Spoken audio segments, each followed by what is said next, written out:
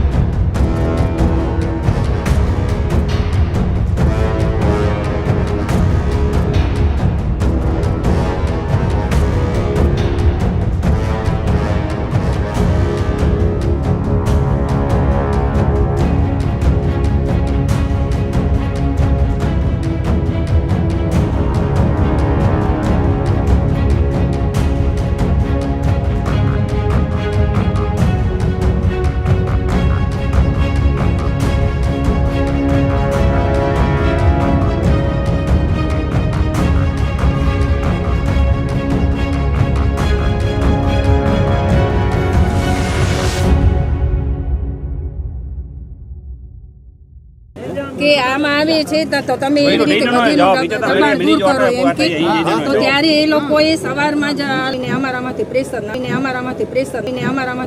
નાખે છે।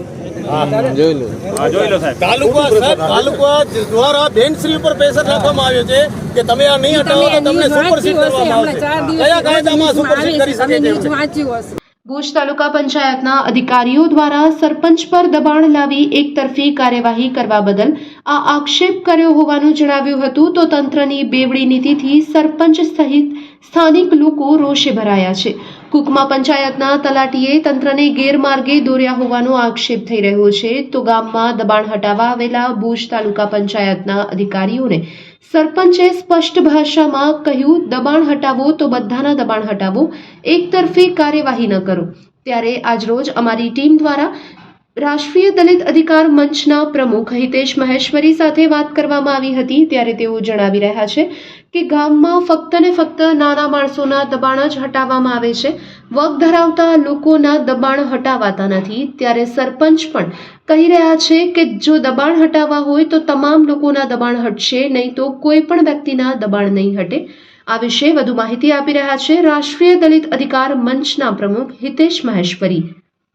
કે આમાં આવે છે તો તમે એવી રીતે દબાણ દૂર કરો એમ કે તો ત્યારે એ લોકોએ સવારમાં જ અમારામાંથી પ્રેશર નાખે છે। તાલુકા દ્વારા બેનશ્રી ઉપર પ્રેશર નાખવામાં આવ્યો છે કે તમે આ નહીં હટાવો તો તમને સુપરસીડ કરવામાં આવશે। કયા કાયદામાં સુપરસીડ કરી શકે છે? વાંચ્યું હશે।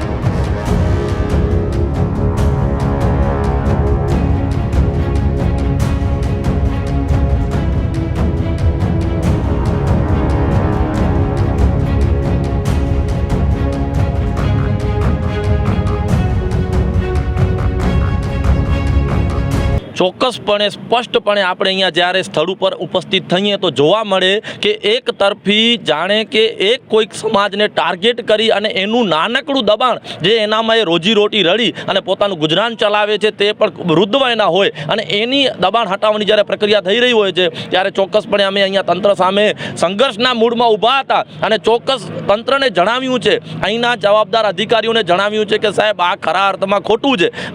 અમે સ્પષ્ટપણે તમને અહીંના અન્ય કેટલા બધા દબાણો છે તેમ બતાવીએ અને તમે ફક્ત કોઈક એક જાતિ યા એક કોઈક ધર્મના વ્યક્તિને ટાર્ગેટ કરી અને જો એનું દબાણ તમે હટાવવાની પ્રક્રિયા કરશો તે કદાપી ચલાવવા લેવામાં આવશે નહીં. જ્યારે અમે અહીંયા આવીને જોઈએ છીએ તો આ એક નાનકડું એક કેબિન છે જેના જે તે વખતે 1993ના સરપંચો દ્વારા કે જે તે ગ્રામ પંચાયતો દ્વારા કાગળિયા પર ઊભા થયેલા છે અને જે ફરિયાદી છે એના પાછળ તો બહુ મોટું દબાણ થયેલું છે અને અહીંનું દુઃખ સાથે એ પણ કહી શકાય કે અહીંનું એક બસ સ્ટેશન છે જે પણ દબાણમાં છે અને આ રોડ ઉપર બંને સાઈડ ધંધાદારીઓ દ્વારા નાના મોટા દબાણો કોઈ પણ તાલુકા પંચાયતને નજરે ન પડ્યા અને ફક્ત આ એક દબાણ નજરે પડ્યું એટલે સ્પષ્ટપણે આપણે કહી શકીએ કે આ એક તરફી અને કોઈને ટાર્ગેટ કરી અને કોઈને હટાવવાની પ્રક્રિયા થઈ રહી હતી.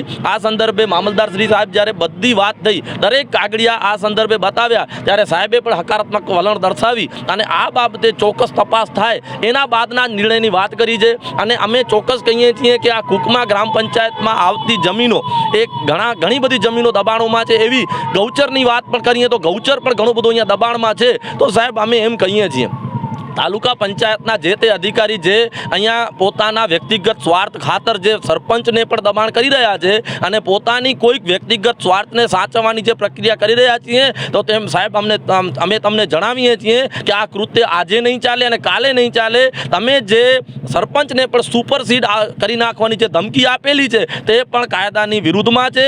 આપ આવું ન કરી શકો તે છતાં તમે કર્યું છે, માટે અમે આગળ ડીડીઓ સાહેબને મળશું, કલેક્ટર સાહેબને પણ મળશું. આવા કૃત્યની વિરુદ્ધમાં છીએ અને આજે આ દબાણ હટાવવાની જે પ્રક્રિયા હતી તે તંત્ર દ્વારા મોકૂફ રાખવામાં આવી છે. માટે અમે ચોક્કસ તંત્રના જે તે અધિકારી અહીંયા આવ્યા અને સાંભળ્યું એમનો પણ આભાર વ્યક્ત કરીએ છીએ. મીડિયાએ પણ આ મુદ્દાને ચોક્કસ ધ્યાનમાં લીધું કારણ કે આવો બનાવ એક તરફી જ્યારે આજે આપણે એક કોમવાદના વિવાદના પ્રશ્નોમાં સંકળાઈ જતા હોઈએ એવા વિવાદ ટાણે જો આવા વિવાદો થશે તો ચોક્કસપણે કુકમા ગ્રામ પંચાયતનું પણ જે વાતાવરણ છે, કુકમા ગામના ગ્રામજનોનું વાતાવરણ છે બગડી જશે. માટે આજે આ મુદ્દે ચોક્કસ લડત કરી અને સર્વે કુકમા ગામના સારા અને વ્યક્તિઓ જોડાઈ અને સરપંચનો પણ સારો એવો તટસ્થ જે નિર્ણય હતો એના સંદર્ભમાં આજે જે દબાણ હટાવવાની પ્રક્રિયા હતી જે મોકૂફ રાખવામાં આવેલ છે. તો બીજી તરફ અમારા કચકારી ટીવી ન્યૂઝની ટીમ દ્વારા ઇબ્રાહીમ હાલેપોત્રા સાથે વાતચીત કરવામાં આવી હતી ત્યારે તેઓ પણ નાના વર્ગના લોકોના સમર્થનમાં હતા અને તેમને પણ જણાવ્યું હતું કે દબાણ શા માટે ફક્ત નાના વર્ગના લોકોના જ હટાવાય છે, શા માટે વગ ધરાવતા લોકોના, મોટા માથાના લોકોના દબાણ નથી હટાવાતા. આ વિશે વધુ સાંભળીએ ઇબ્રાહીમભાઈ હાલેપોત્રાના શબ્દોમાં. આજે કુકમા મધ્યે જ્યારે એક તરફી વાતાવરણ ઊભું કરી બે કોમોનો વચ્ચે વૈમનસ્ય ઊભું કરવા માટેના જે પ્રયાસો હતા તે ખરેખર તંત્રની સામે ઉગ્ર રજૂઆત લલિત અધિકાર મંચના પ્રમુખ અને હું સાથે રહી અને કરતા અને કાગળો બતાવતા તેને આજે રદ કરવામાં આવ્યું છે અને ખરેખર સત્યની જીત થઈ છે. અને અહીંના જે સરપંચ છે તેમણે પણ ખુલ્લા દિલથી કીધું કે અમે સાથ સહકારો આપવા તૈયાર છીએ પણ એક તરફથી બધા દબાણો તૂટવા જોઈએ. કોઈ એક કોમ કે કોઈ એક વ્યક્તિને ટાર્ગેટ ન બનાવો કરીને, કારણ કે દલિતની દુકાન છે અને એમાં કામ કરવાવાળા મુસ્લિમ છે તો ક્યાંક ને ક્યાંક બે કોમો વચ્ચે વૈમનસ્ય ઊભું થાય તેવા પ્રયાસો કરવાની કોશિશ થઈ રહી હતી જેને આજે સરપંચની સતર્કતાથી તે રદ કરવામાં આવી છે. ખરેખર અમે જે રજૂઆતો કરી અને મામલતદાર સાહેબે પણ સાંભળ્યું કારણ કે આ એક તરફી વાતાવરણ ખોટું ઊભું થાય તે માટે એક તરફી દબાણનો પ્રશ્ન ઊભો કરી અને ખરેખર તો અહીં કને જોવા જઈએ જે ભાઈએ ફરિયાદ કરી છે તે પોતે કાચના મકાનમાં બેઠો છે, એનો પોતાનો આખો કોમ્પ્લેક્સ છે એ ગેરકાયદેસર છે. કારણ કે અમે દસ્તાવેજો જોયા તે પ્રમાણે પંચાયતે એને રહેણાંક માટે આપેલું છે અને તે પણ સગીર અવસ્થામાં એનો બાપ જ્યારે સરપંચ હતો ત્યારે એને ફાળવવામાં આવી છે. તો આવું ક્યાંક ને ક્યાંક તંત્ર ખુલ્લા દિલથી જો કામ કરશે તો ગરીબ માણસોની રોજીરોટી છીનવાનો ક્યાં પ્રયાસ નહીં થાય કરીને. ખરેખર બહેને જેવી રીતે ત્યાં કને પોતાને સ્વાભાવિક રીતે માણસને દુઃખ થાય તો દુઃખની લાગણી સાથે કીધું કે મને રાતના 12 વાગે અને ફોન ઉપર ધમકી આપી, પછી લેખિતમાં ધમકી આપે કે તમને સુપરસીડ કરી નાખશું। અને એક બાઈ વિધવા બાઈ હોય અને એનો કોઈ અહીં કને હાજર ન હોય ને આવી જો ધમકીઓ મળતી હોય તે ખરેખર કોઈકના ઇશારાથી કર્મચારીઓ કે અધિકારીઓ કામ કરતા હોય એવું જણાય છે।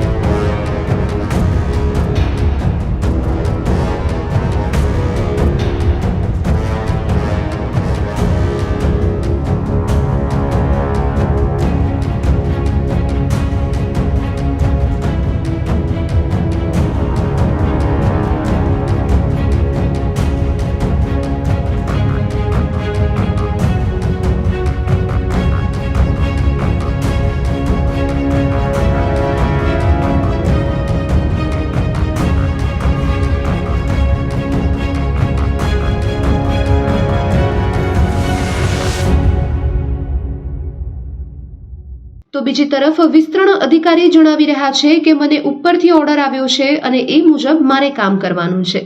વધુ સાંભળીએ વિસ્તરણ અધિકારી મીરા ગઢવીના શબ્દો।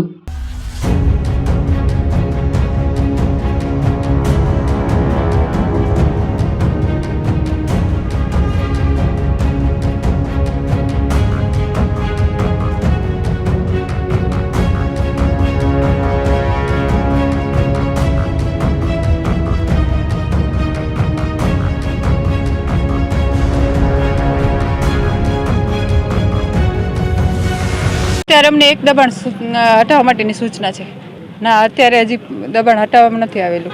મારા ઉપરી અધિકારી તાલુકા વિકાસ અધિકારી તરફથી સૂચના મળેલ છે। અત્યારે મારે મારા જે ઉપરી અધિકારીની સૂચના છે એનું એ મુજબ અમલવારી કરવાની છે, એ મને ખ્યાલ નથી।